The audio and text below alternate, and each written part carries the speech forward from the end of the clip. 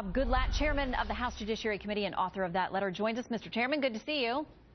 Good to see you, Shannon. Okay, so the ATF is citing back to an old law that says certain kinds of ammunition can't be used because the worry is about it being used on law enforcement officers. But there are exceptions to that law. You can apply for an exception, and a number of things have been accepted. That may go away in certain cases. Why should we be worried? Well, we should be worried because the Second Amendment protects the rights of law-abiding citizens to own firearms, and the AR-15 is the most popular sporting rifle.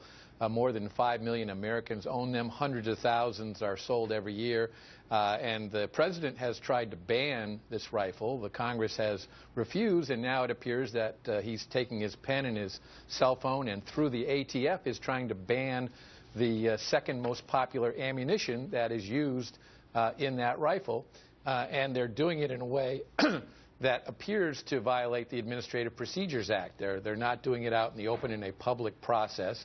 So we're concerned, and we have a excuse me, bipartisan letter that we will be sending to the administration early next week, and we expect way more than 100 signatories to it before it goes to the administration, calling into question what they're doing and pointing out that this is infringing on the rights of law-abiding citizens and not going to have an effect on criminals. In fact, the FBI reports that this bullet has not been used in a handgun, which is the claim, to kill any law enforcement agents in over 10 years.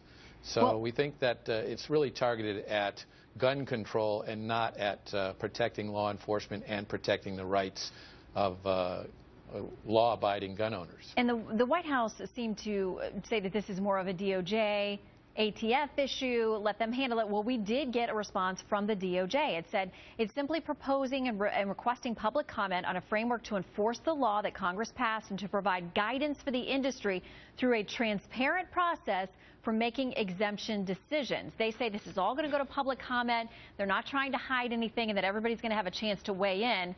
But it sounds like your take on this is, listen, they haven't been able to get gun control and new laws and restrictions through Congress, so they're going to use an executive agency because if you ban the ammo, then maybe the gun goes away if there's no way to use it. Is that what you're suggesting?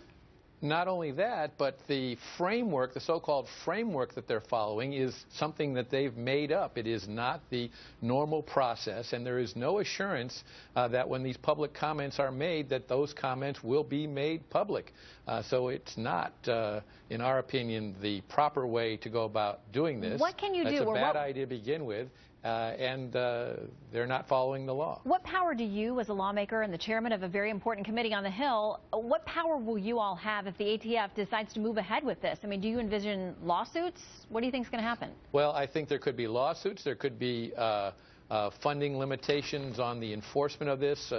Certainly, we're starting out by sending a letter, raising our concerns, asking questions about why they're doing it this way, and we certainly hope they'll respond to that. But more importantly, we hope that they will follow the law and make sure that this is a transparent process and identify a reason why this should be changed when for 30 years this bullet has been acceptable on the market, and we are not aware of evidence that shows a justification for taking this off of the market when it is so popular and used by so many law-abiding American citizens.